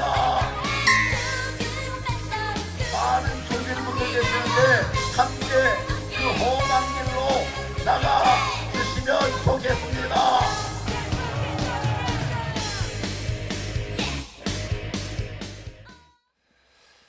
자유한국당 황교안 대표가 이제 새해 벽두부터 다시 거리로 나가서 장애 집회를 열었고요. 거기서 이번 총선에 대해서 이제 자신의 구체적인 역할이나 의지에 대해서 이제 처음으로 설명하지 않았습니까? 수도권 험지에 나가겠다. 어떤 의미로 받아들여야 될까요? 최근에 이제 불출마설이 조금 나왔어요. 네. 왜냐하면 이게 선거법과 공수처법에 대해서 일방적으로 통과한 데 대한 어떤 책임을 져야 된다. 당 지도부가. 그래서 그렇다면 황교안 대표가 좀 불출마를 선언하고 백의종을 해야 된다는 이야기와 함께 또 한편에는 지금 현재 비례자유한국당이 이제 지금 신고가 됐지 않습니까? 네.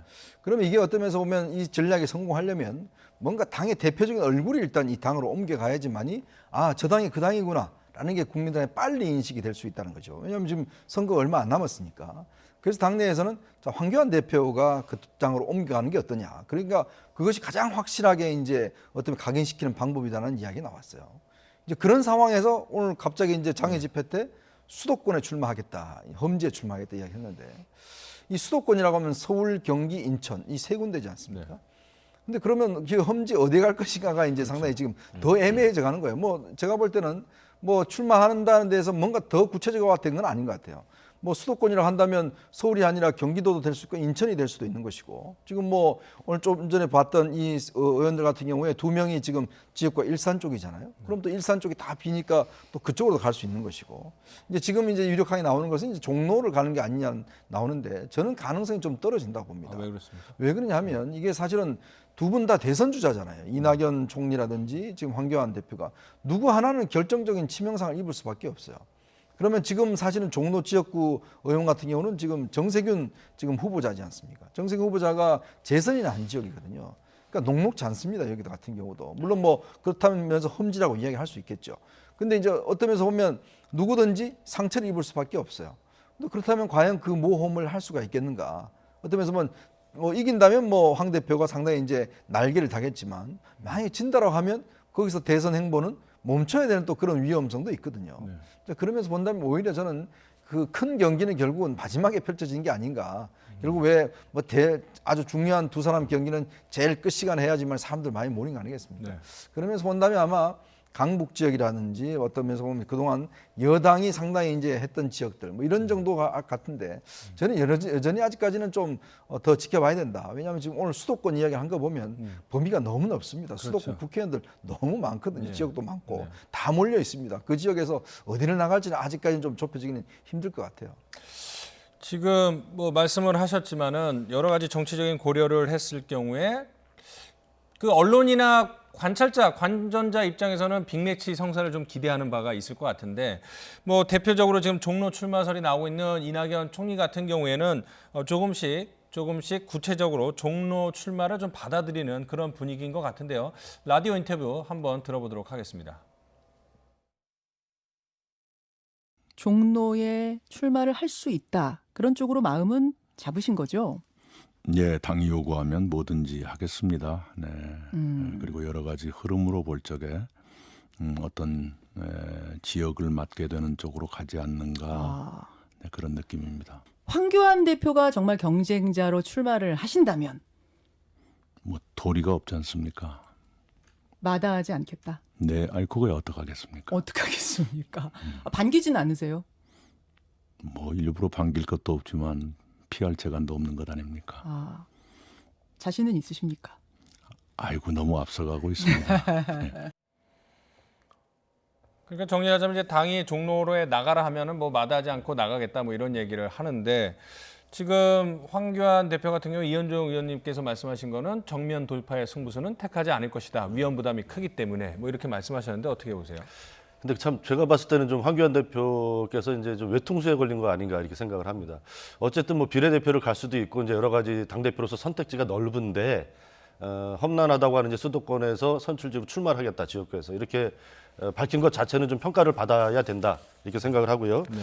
그런데 이제 이렇게까지 얘기해 놓은 마당에 종로가 아닌 다른 경기도나 뭐 인천 쪽을 간다, 서울 강북 쪽을 간다 이랬을 때 이게 이제 국민들한테는 어떻게 비칠 것인가.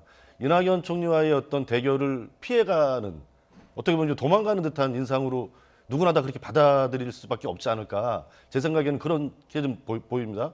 그래서 어떻게 보면 스스로 어떤 족쇄를 만든 것 아닌가 이런 생각이 좀 들고요. 그렇지만 아직까지 이제 내년 4월까지는 정치는 생물이지 않습니까? 앞으로 이제 어떤 일이 벌어질지 알 수가 없잖아요. 또 네. 새로운 뭐 북미 간에 또 남북 간에 지금으로서는 이제 상상하지 못했던 또 일들이 또 벌어질 수도 있는 것이고 네. 그렇기 때문에 두 사람의 빅매치가 이루어질지는 좀 지켜봐야 되겠지만 아까 이제 이현종 위원께서도 말씀하셨지만 두 분의 어떤 빅매치가 이루어지면 어쨌든 올해 총선이 굉장히 흥행 카드는 될 것 같아요. 제가 봤을 때는 전체적으로 투표율을 네. 2, 3%, 3, 4% 끌어올리는 효과는 있지 않을까. 이게 대선 전초전으로 치러지기 그렇죠. 때문에 예. 그 어떤 총선보다도 큰 국민적인 관심을 끌 수 있다 또 이렇게 생각도 해봅니다.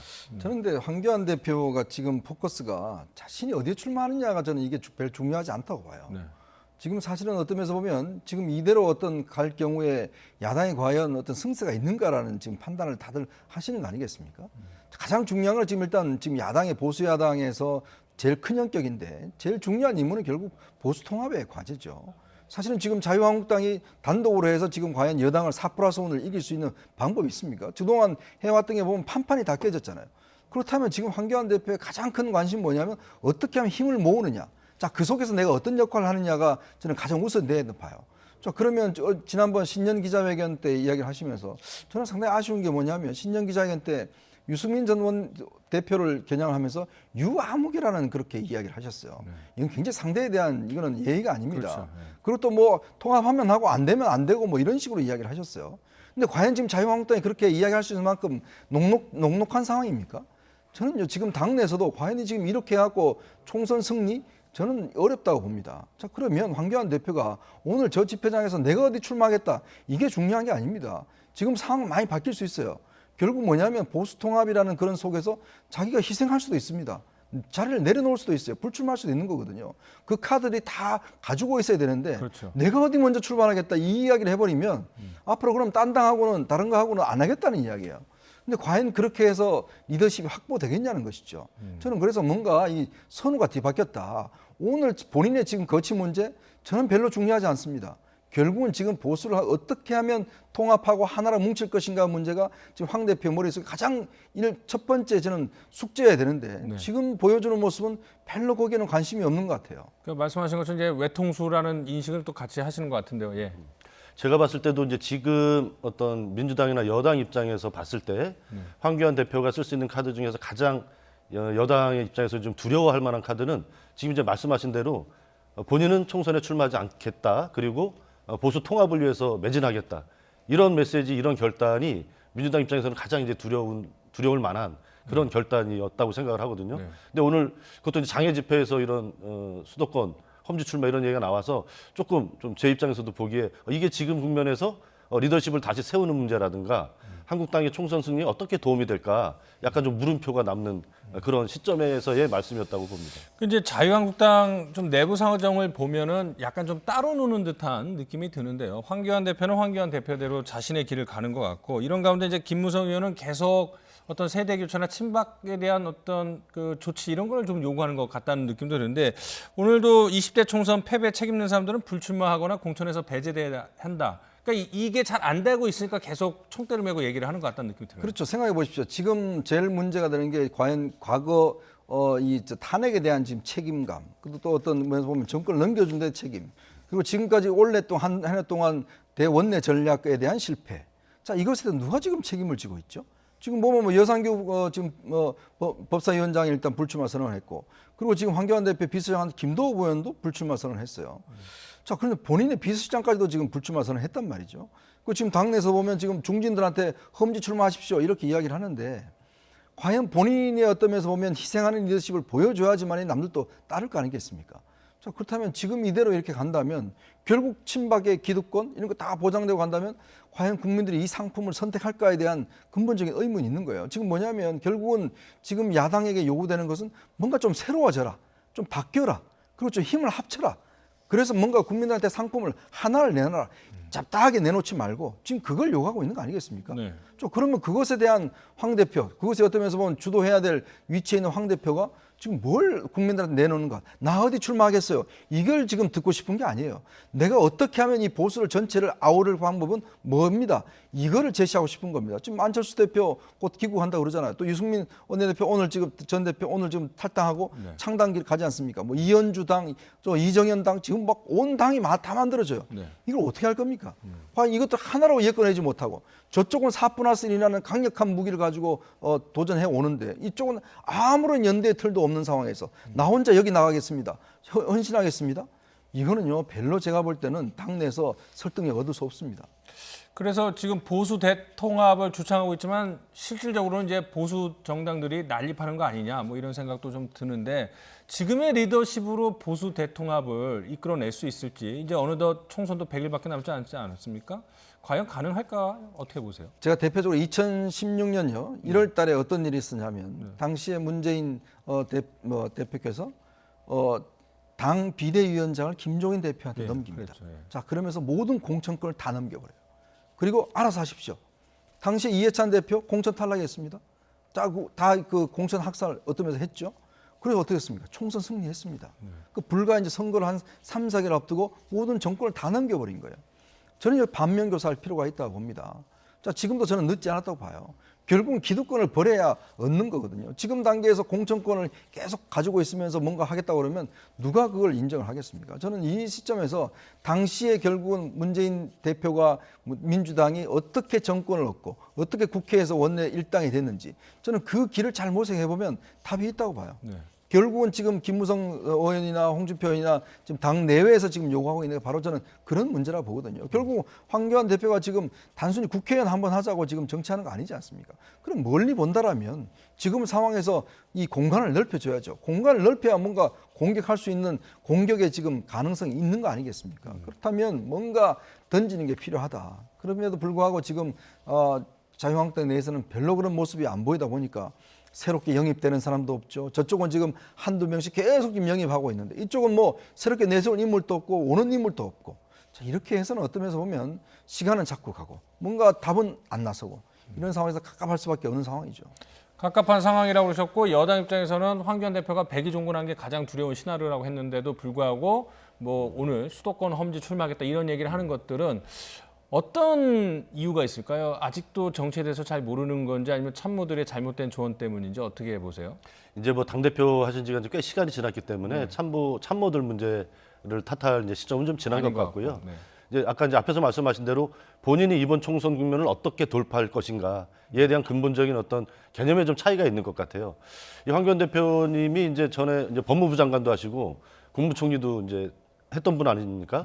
근데 이제 한국당이 당 대표가 된 이후에 정치 행보를 걸어온 것을 보면서 많은 사람들이 굉장히 의아해하고 있잖아요. 네. 거의 뭐 장애투쟁 위주로 당을 지금 운영을 하고 있습니다.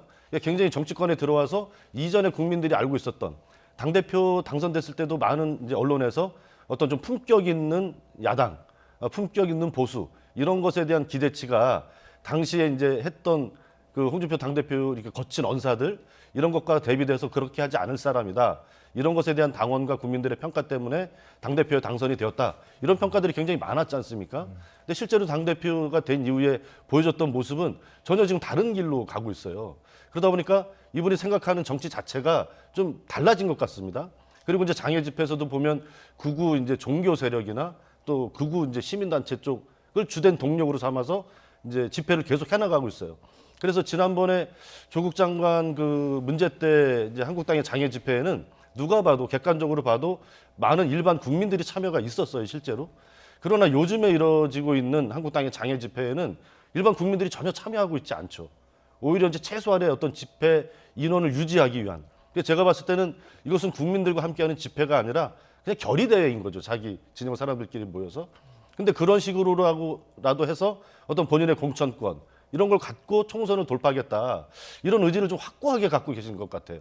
본인의 어떤 앞에서 말씀하셨지만 버려야 채워지는 거고 던져야 많은 것을 얻을 수 있는 게 또 때로는 정치권에서 우리가 많이 봐왔던 모습이지 않습니까? 네. 근데 그런 정치적인 결단을 하시는 모습을 적어도 지금까지는 보여주고 있지 못하다. 예, 네. 그렇게 봅니다. 자, 알겠습니다. 이렇게 뭐 어려운 상황에서 지금 보수 야당의 한 축이죠. 바른미래당 소식도 좀 짚어볼 텐데요. 유승민 의원 등 이 비당권파 의원들이 바른미래당을 집단 탈당했습니다. 기자회견 열었는데 한번 들어보시죠. 오늘 저희들은 바른미래당을 떠납니다. 저희들은 2년 전 개혁적 보수와 합리적 중도가 힘을 합쳐 나라의 미래를 위한 정치를 하겠다고 약속드리며 바른미래당을 창당했습니다. 그러나 바른미래당은 국민의 마음을 얻지 못했습니다. 비록 저희들의 숫자는 아직도 적고 세력은 약하지만 무너진 보수를 근본부터 재건하겠습니다. 네, 스스로 이제 세력이 약하다고 했는데 무너진 보수를 다시 다잡을 만한 세력이 가능성이 있다고 보시나요? 지금 저 상태로는 어렵죠. 네. 사실은 뭐 지금 보면 뭐 바른미래당이 지금 지향 유승민 전 대표가 지향했던 부분들은 뭐 상당히 공감대가 있었을 거예요. 그러나 지금 그것이 어떤 면에서 보면 이 공감대라는 게 결국은 또 수적인 면에서 어떤 얼마만큼 세력을 형성하느냐가 굉장히 중요하지 않습니까? 결국 이제 지금 안철수 전 대표와 또 어떤 결별이라든지 뭐 이런 것 등등을 통해서 어떤 면에서 보면 지금 소수화된 거 아니겠습니까? 그렇다면 지금 사실은 바른미래당이 지금 이 이번에 탈당한 새로운 보수당만으로는 성공할 수 없는 것이죠. 뭐 아무리 여론조사에서 중도층이 많아지고 했다 하더라도 그 중도층이 마음을 줄 수 있으려면 어느 정도의 어떤 정당 형태를 돼야 되지 않습니까? 저는 그런 면에서 본다면 지금 안철수 대표가 지금 귀국을 하는데 저는 안 전 대표의 생각도 굉장히 중요한 것 같습니다. 저는 어떤 면에서 보면 안 전 대표가 성공하기 위해서는 저는 예전의 기억은 다 버려야 된다는 생각이 들어요. 왜냐하면 지금 자꾸 국민의당이 예전에 정당 득표율로는 1등을 했다. 중도층을 잡아서 1등을 했다. 자, 그런 것을 대행할 수 있지 않을까? 저는 그 생각 버려야 된다고 봅니다. 상황은 많이 바뀌었습니다. 이미 안 전 대표가 했던 실험들은 다 실패로 돌아갔어요. 자, 그런 면에서 본다면 지금 어떤 면에서 나갔다가 다시 들어오는 거거든요. 그래서 다시 중도층이 모여줄 거라는 기대? 저는 별로 그렇게 어떤 면에서 보면 그 기대는 안 갖는 게 좋다고 봅니다. 그러면 본다면 결국은 여당에 대응하기 위해서는 야당이 다 하나 뭉쳐야 돼요. 그리고 뭉치지 않으면 결국 승리할 수 없다는 거는 저는 어떤 면에서 자명한 지금 진리거든요. 근데 지금 결국은 서로 내 혼자 하더라도 잘할 수 있다는 착각 속에 있지 않는가라는 생각이 들어요. 그렇다면 저는 안 전 대표가 와서 어떤 생각을 하느냐가 굉장히 중요한 지금 모멘텀이 된다고 봅니다. 네. 자, 그러면 본다면 안 전 대표가 예전 생각을 가지고 또 한 번에 뭔가 국민의당 제2의 국민의당을 만들어서 성공할 수 있을 것이다. 저는 그렇게 하면은 오히려 정말 보수 야권이 4분 오열돼서 결국 뭐 선거를 해보나 만한 지경으로 갈 수밖에 없다. 네. 그렇다면 결국은 뭉쳐야 된다는 그 대의를 가지고 예전에 보면 지금의 민주당 계열이 보면 당시에 제야 등등 합해서 원탁회의 뭐 해서 다 한번 합치고 그렇게 했던 기억들이 있지 않습니까? 저는 자꾸 반면교사로 이야기하는 게 자꾸 예전에 잘했던 것들을 딴 당에 하더라도 보고 배워야 돼요. 그만큼 위기감이 있어야 되는 이야기거든요. 이거 아니면 안 된다는 위기감이 있어야 되는데 과연 지금 그 정도 위기감이 현실적으로 있는 것인지 저는 아직까지 의문스럽습니다. 그래서 이 새로운 보수당 쪽에서는 동참하자고 안철수 전 대표에게 최근에도 2번 문자를 보냈는데 답변을 못 받았다고 한다면 안철수 전 대표는 새로운 보수당으로는 돌아오지 않는다고 봐야 되나요? 제가 봤을 때는 안철수 대표가 새로운 보수당에 들어갈 일은 거의 뭐 제로이지 않을까 가능성은. 왜냐하면 이제 그 새로운 그러니까 보수를 표방해 본 적이 없어요. 안철수 전 대표가 중도를 이제 표방을 했었죠. 그렇기 때문에 이거는 본인의 어떤 정치적인 정체성 자체를 바꿔야 되는 문제거든요. 그렇기 때문에 쉽지 않고 같이 또 하기 어려운 건 뭐냐면 같이 했을 때 정치적으로 얻을 수 있는 게 굉장히 불확실하다 이렇게 생각을 합니다. 이미 국민들과 당원들이 봤을 때 안철수 유승민 조합의 어떤 동거 체제의 실패 이것이 이미 지금 명백하게 드러나 있지 않습니까? 이런 상태에서 두 분이 같이 한다고 해서 새로운 어떤 국민들의 기대가 모이고 당원들이 결집하고 이럴 것인가 과연. 그러기에는 1년 11개월 거의 2년 동안의 정치를 해왔던 거예요. 뭐 3달, 6달도 아니고 거의 2년 가까운 정치를 같이 한 당에서 해왔던 분들이기 때문에 지금까지 보여준 것만으로도 당원들이나 이제 국민들의 평가는 거의 끝난 것 아닌가. 네. 그래서 두 분이 다시 모인다고 해서 새롭게 플러스 알파가 생길 기대치가 별로 저는 없다 이렇게 생각을 합니다. 그런 차원에서 안철수 대표가 유승민 대표랑 지금 다시 손을 잡는 것은 좀 상상하기 좀 힘든, 현실화되기 좀 어려운 그림 아닐까 그렇게 봅니다. 그렇다면 지금 1년 11개월 만에 바른미래당이 이제 쪼개지게 됐는데 이 손 대표가 이제 사퇴를 좀 번복한 거죠?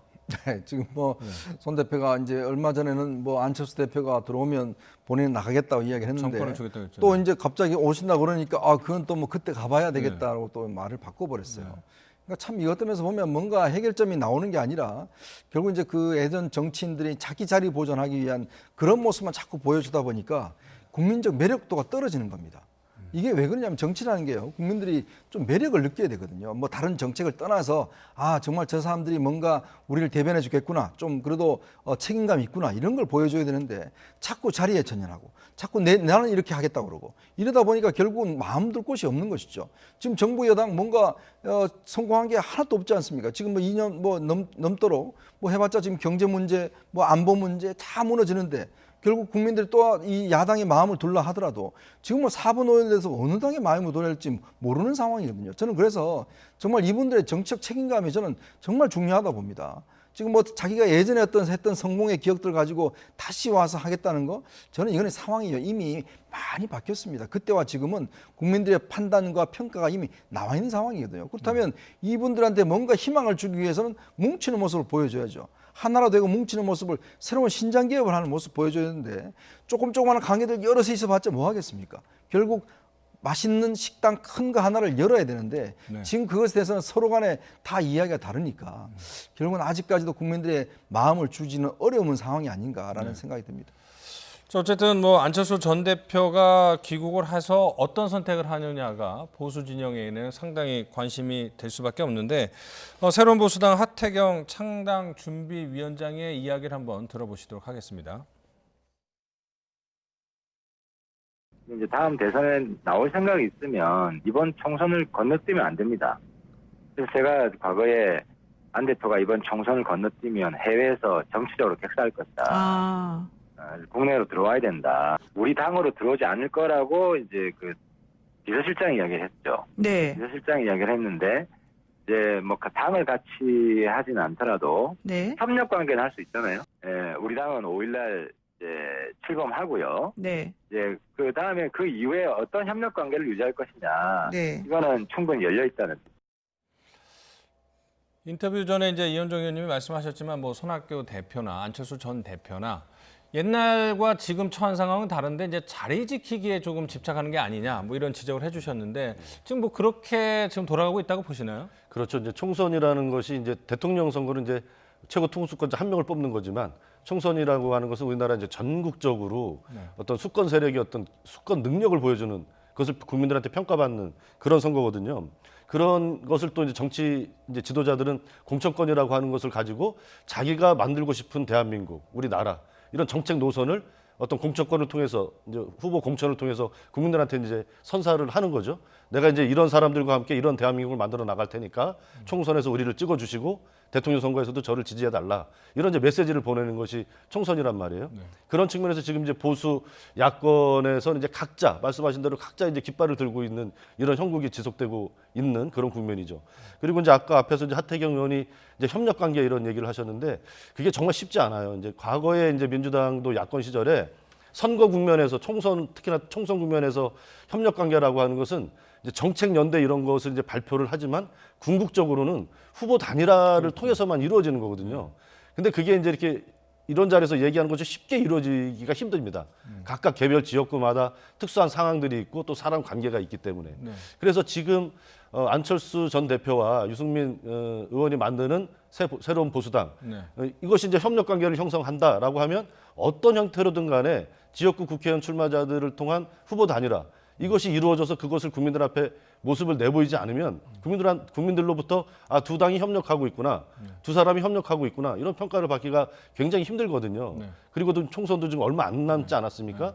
이런 상황에서 두 당이 협력하는 정치적으로 그런 모습을 과연 볼 수 있을까 조금 힘들지 않을까 저는 그렇게 봅니다. 그러니까 이제 하태경 의원의 이야기를 들어보면 안철수 전 대표가 새로운 보수당에 돌아오리라는 기대는 접은 것 같고요. 그러면 이제 말씀하신 것처럼 후보 단일화가 이제 협력에 제일 좋은 사례인데 가능하다고 보세요? 뭐 그거야 사례들 있죠. 예전에 지금 뭐 민주당 같은 경우도 정의당이라든지 뭐 이런 당하고 사실 후보 단일화해서 또 뭐 지역구를 서로 간에 어떤 해서 뭐 그런 한 적은 있습니다. 근데 그렇게 하기 위해서는 지금 이제 각자 당을 만든다는 전제하에서 하는 거거든요. 지금 안철수 대표 들어와서 당을 만들고 그럼 손학규 대표는 어떻게 할 겁니까?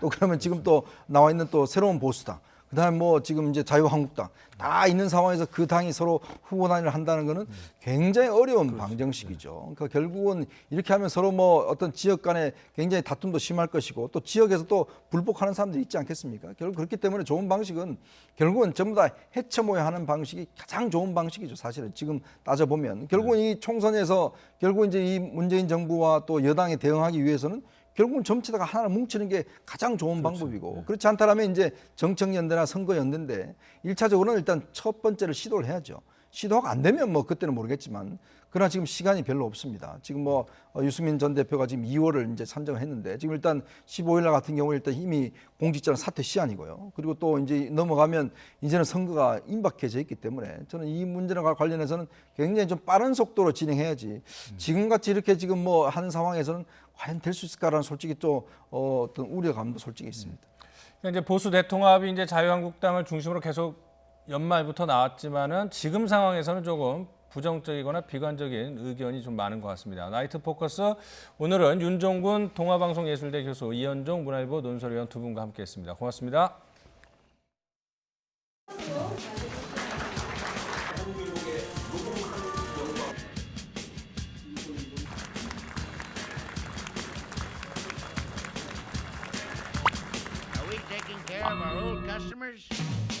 저로 인해 심려가 많으셨을 법무가족 여러분께 송구하고 경자년 새해를 맞이해서 여러분과 함께 법무부의 새 출발을 하게 되었습니다. 특정 권력이 너무 많은 권한을 갖고 그 권한에 대한 통제 장치가 없다면 시민의 자유와 권리는 위험할 수밖에 없다는 것을 제가 당부드리는데 여러분 호응의 박수 한번 해주시기 바랍니다. 이 박수 소리는 다 녹취가 돼서 여러분 꼭 지키셔야 합니다. 제가 법무부 장관으로 임명된 것은 오랫동안 미완의 과제로 남아있던 법무검찰개혁을 마무리해야 한다는 법무부에 대한 국민적 신뢰를 회복하기 위해 탈검찰과 검찰에 대한 민주적 통제의 속도를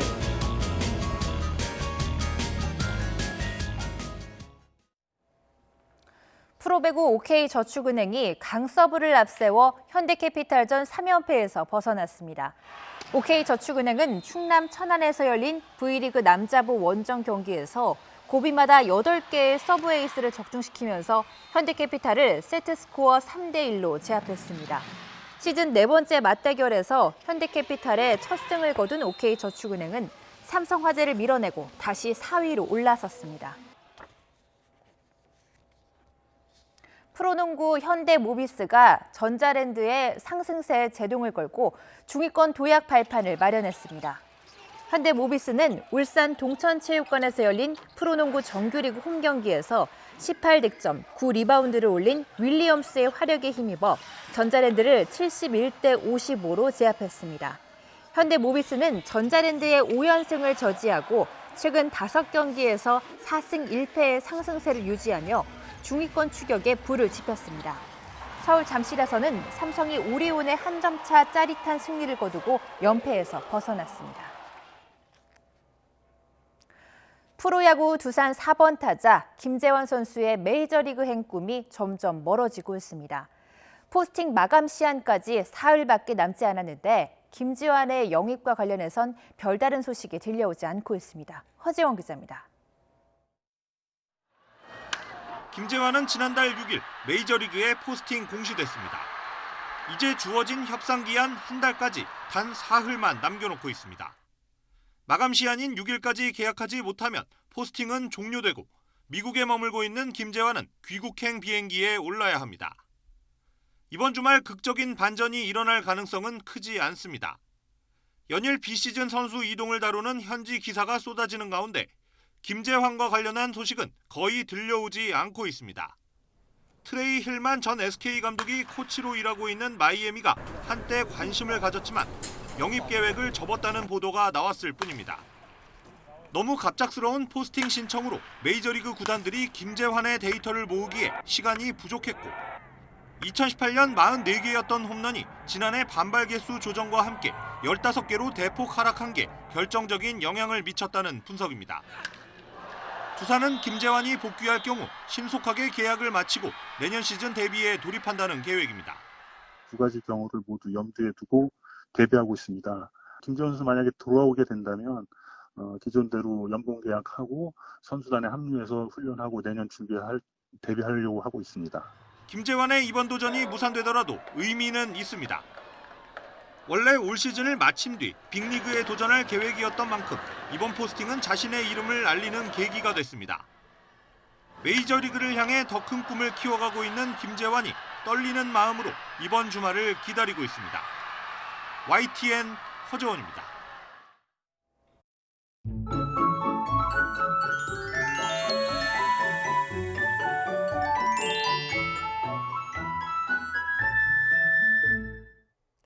오늘도 불청객 미세먼지가 말썽을 부렸습니다. 내륙 곳곳에 초미세먼지 농도가 나쁨 수준까지 올랐는데 주말인 내일도 대부분 지역의 초미세먼지 농도가 짙게 나타나겠고 특히 충청과 호남에는 올해 들어 처음으로 미세먼지 비상저감 조치가 내려지는 곳이 있겠습니다.